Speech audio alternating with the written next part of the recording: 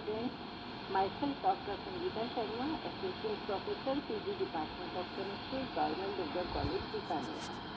आज हम फोटोकेमिस्ट्री में इंट्रोडक्शन पढ़ेंगे। आज हम fluorescence and phosphorescence in terms of excitation of electrons, जो जैबलोव्स्की डायग्राम में कहलाता है, उत्तेजित अवस्था में घटने वाले विभिन्न प्रक्रमों को दर्शाने वाला जो आरेख है वो जैबलोव्स्की आरेख कहलाता है।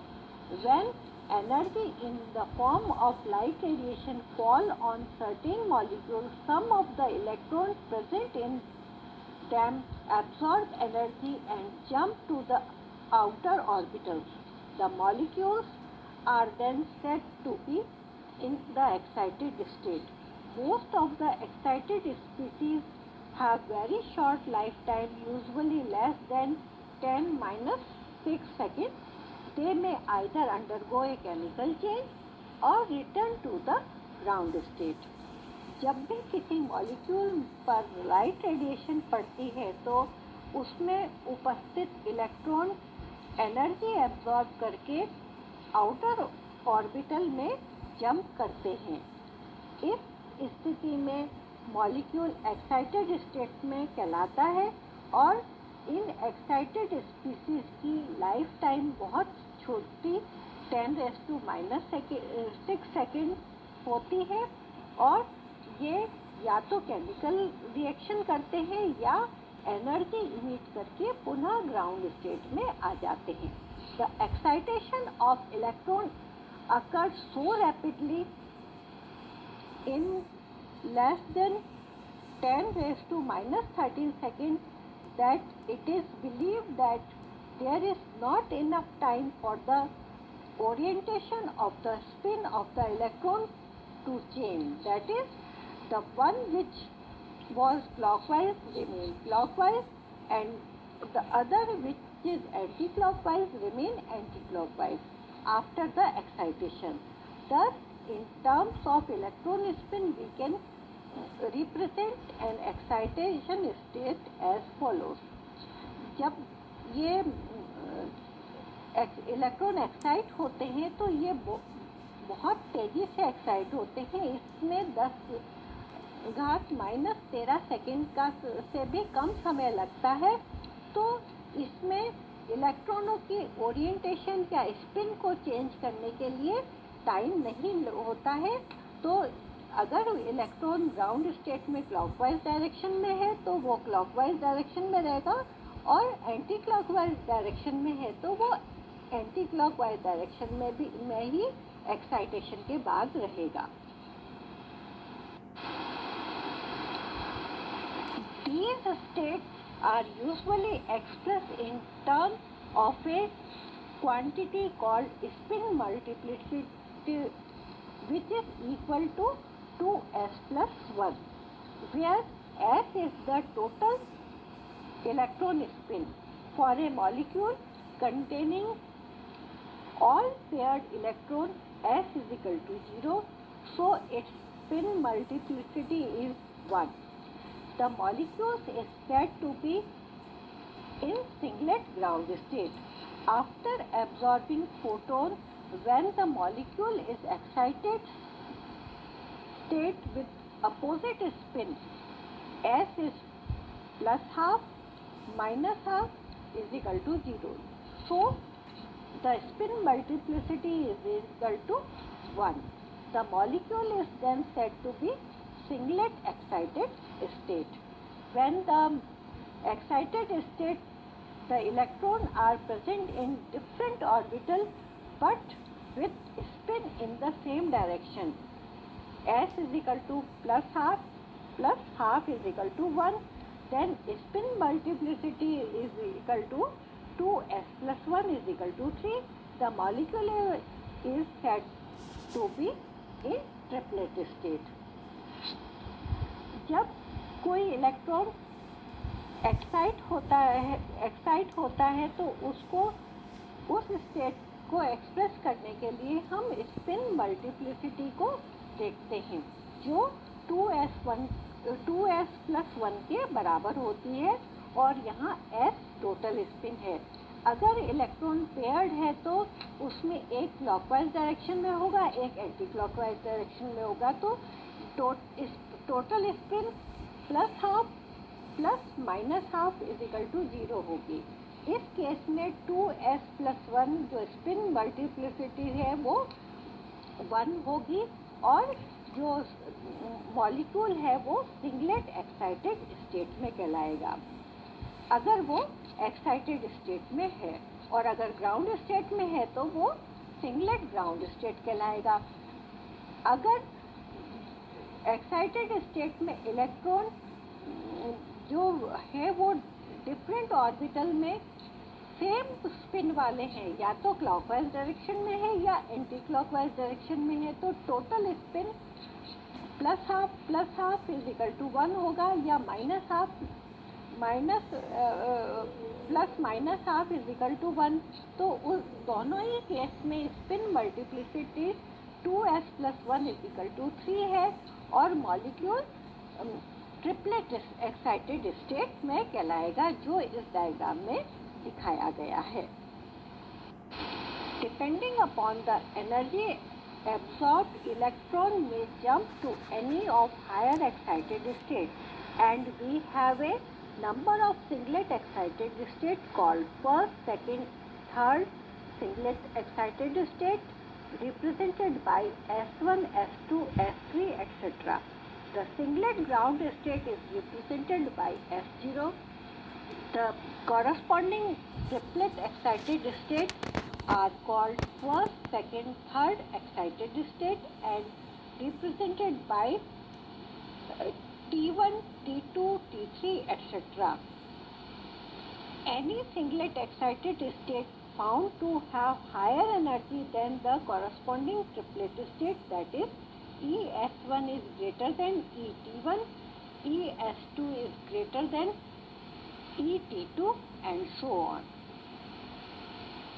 इलेक्ट्रॉन एनर्जी एब्जॉर्ब करके हायर एक्साइटेड स्टेट में जंप करते हैं। जो सिंगलेट ग्राउंड स्टेट है उसको हम S0 के द्वारा प्रदर्शित करते हैं। जो सिंगलेट एक्साइटेड स्टेट है वो first, second, third singlet excited state होती है, जिसको हम S1, S2 और S3 के द्वारा प्रदर्शित करते हैं। ट्रिपलेट एक्साइटेड स्टेट भी first, second, third and so on excited state होती हैं और रिप्रेजेंट उनको T1, T2 और T3 से करते हैं। सिंगलेट एक्साइटेड स्टेट की एनर्जी हमेशा कॉरस्पॉन्डिंग ट्रिपलेट स्टेट से ज़्यादा होती है, जिसको हम हमेशा ऐसे ES1 is greater than ET1। The excited species can return to the ground state by losing all of it excess energy by any one of the path as shown in Jablonski diagram. रूप है, इसमें हमने different colour से ये दिखा रखा है कि कहाँ पर रेडिएटिव ट्रांजिशन हो रहा है, कहाँ नॉन रेडिएटिव ट्रांजिशन हो रहा है। ग्राउंड स्टेट S0 के द्वारा दिखाई गई है, जिसमें डिफरेंट लेवल 1, 2, 3, 4, 5 है। इसी तरह S1 और S2 एक्साइटेड सिंगलेट स्टेट है, ये एक्साइटेड ट्रिपलेट स्टेट है। ग्राउंड स्टेट से कोई भी मॉलिक्यूल का इलेक्ट्रॉन एनर्जी एब्जॉर्ब करके एक्साइटेड स्टेट में, चाहे वो S1 या S2 में जा रहा है, तो उसको हमने ग्रीन रंग से दिखाया है, जहाँ पर एक्साइटेशन हो रहा है और या एनर्जी का एब्जॉर्प्शन हो रहा है।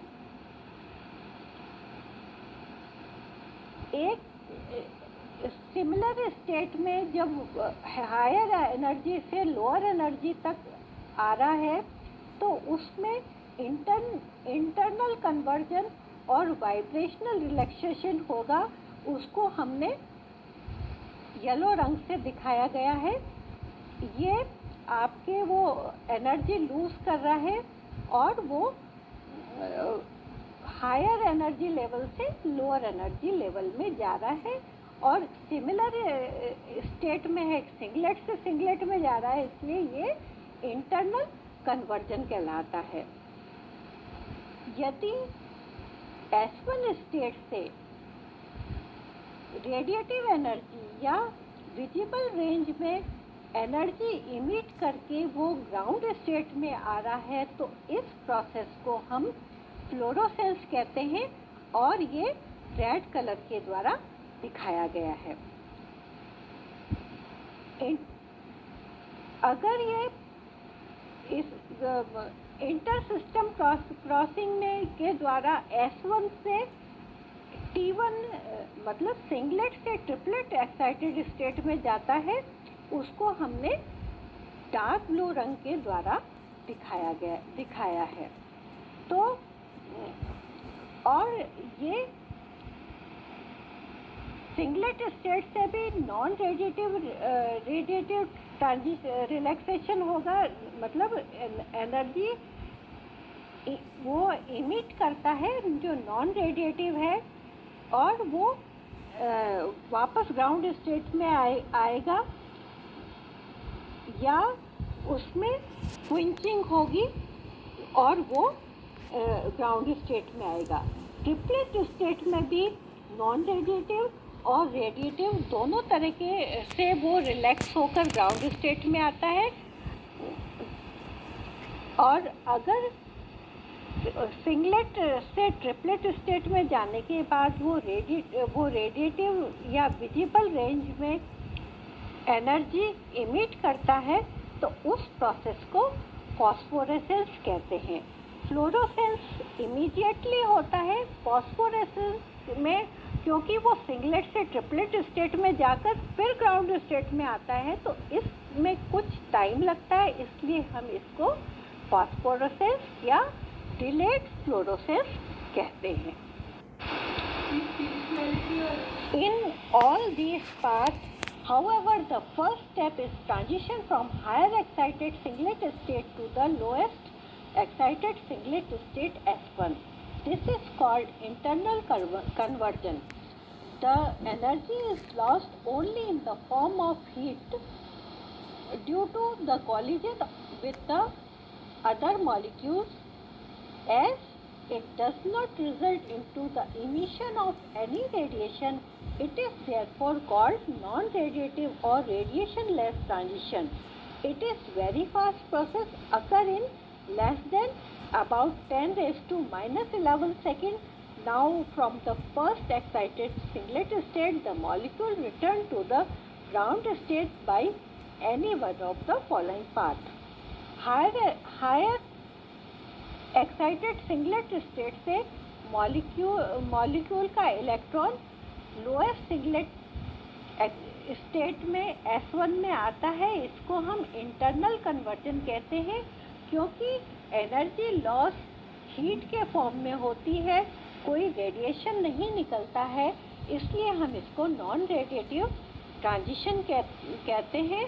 और ये प्रोसेस बहुत फास्ट होता है, 10 raised to minus 11 सेकेंड इसमें टाइम लगता है।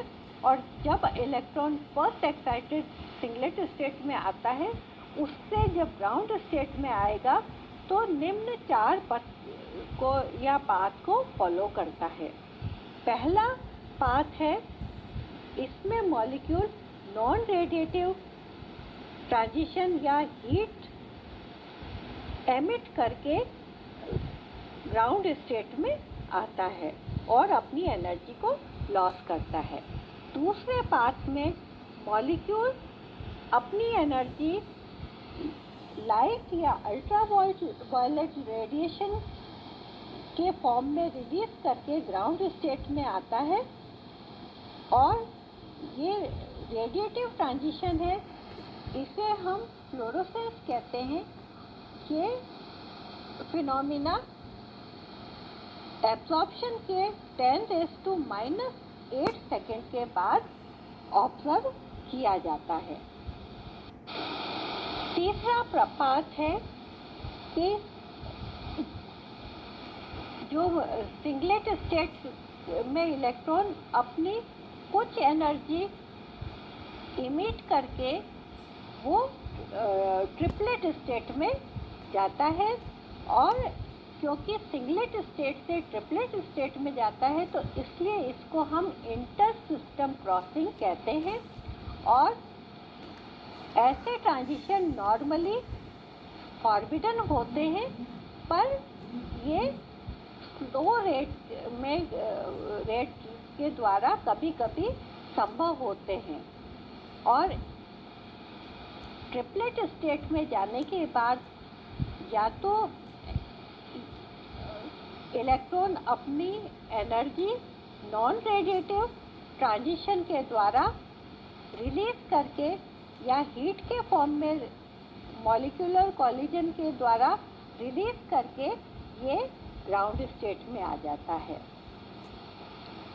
Further the energy is lost only as heat, but in undergoing a chemical reaction, कभी कभी इसमें केमिकल रिएक्शन भी हो जाती है। As singlet excited state return quickly to the ground state, there is no chance of chemical reaction.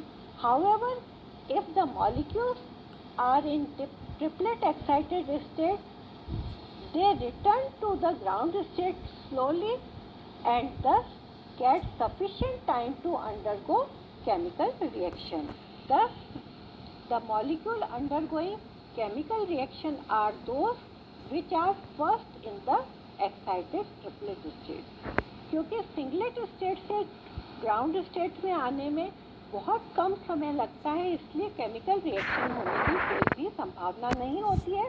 पर triplet state से ground state में आने का जो प्रोसेस है वो स्लो है, तो कभी कभी केमिकल रिएक्शन भी हो। इंटर सिस्टम क्रॉसिंग के बाद मॉलिक्यूल अपनी एनर्जी लाइट के फॉर्म में इमिट करके ग्राउंड स्टेट में आता है। इसको हम फॉस्फोरेसेंस कहते हैं।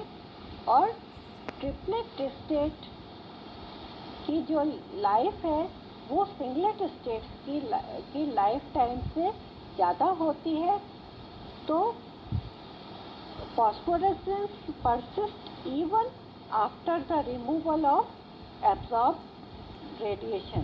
तो फॉस्फोरेसेंस जो है लाइट जो सोर्स लाइट का है एब्जॉर्प्शन के लिए, उसको रिमूव करने के बाद के काफ़ी देर बाद तक दिखता है। They may also be attributed to the fact that the transition from excited triplet state to ground singlet state are forbidden.